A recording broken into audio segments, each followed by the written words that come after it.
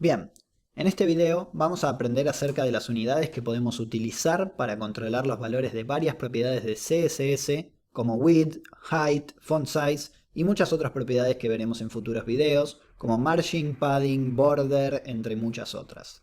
Hasta el momento venimos utilizando la unidad de medida píxel que definimos en nuestro CSS con el sufijo px y que representa un punto dentro de nuestra pantalla.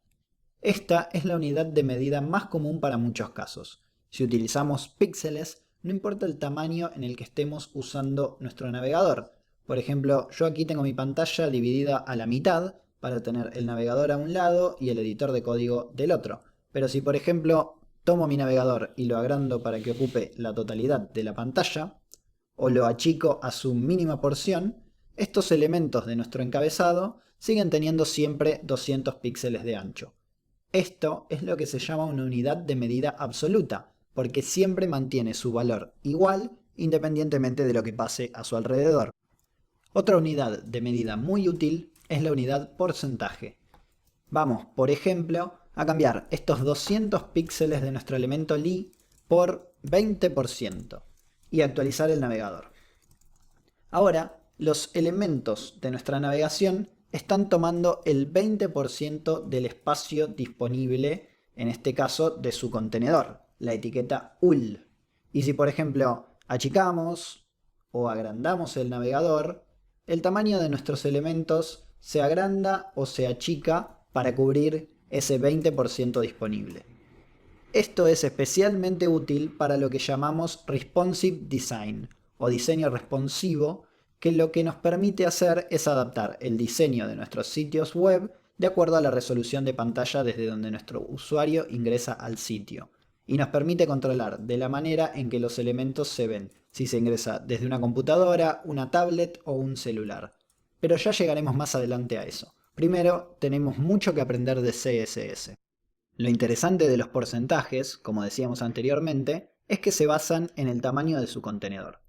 El contenedor de estos li son en este caso la etiqueta ul, que tiene espacio de sobra a lo ancho para que estos elementos ocupen casi la totalidad de la pantalla. Ahora bien, ¿qué pasaría si cambiamos el ancho de este elemento ul? Vamos a venir a la hoja de estilos y arriba de nuestro primer estilo vamos a escribir header ul y vamos a probar definiéndole un width de 50%. Y vamos a darle un background color Misty Rose para poder ver hasta dónde llega la lista. Actualizamos y lo mágico de los porcentajes es que si bien ahora la lista desordenada de elementos solo llega hasta el 50% de la pantalla, sus elementos toman el 20% del tamaño de su padre, sea 50, 75 o 100%, y adaptan su tamaño para ocupar ese porcentaje. Del mismo modo, si seguimos achicando o agrandando el navegador, este valor se actualiza automáticamente, mientras que si tuviéramos píxeles aquí en lugar de porcentajes, ese valor quedaría fijo y los elementos comenzarían a apilarse uno debajo del otro cuando sus 200 píxeles ya no entren en los 50% del ancho del padre. Es por eso que los porcentajes son unidades relativas y los píxeles absolutas.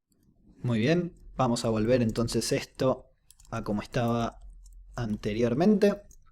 Otra unidad de medida relativa muy útil es la unidad viewport width y viewport height, simbolizadas W y VH, y que funcionan de manera similar a los porcentajes, pero no tanto.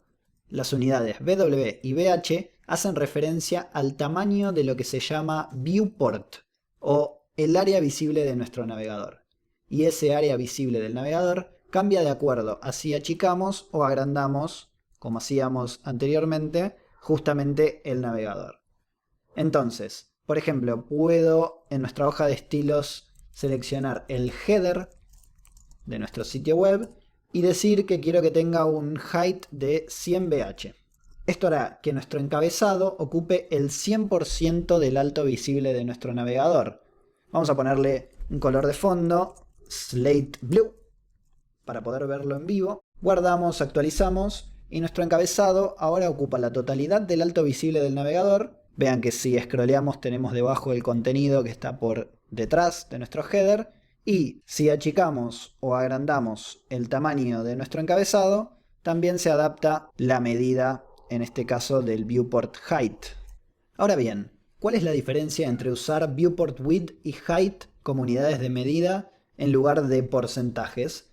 Si yo reemplazo aquí los 100 bh con 100%, ¿el resultado será el mismo? No. Con 100%, el encabezado ya no ocupa la totalidad del área visible. Y eso es porque, como vimos antes, los porcentajes actúan sobre un elemento padre o contenedor.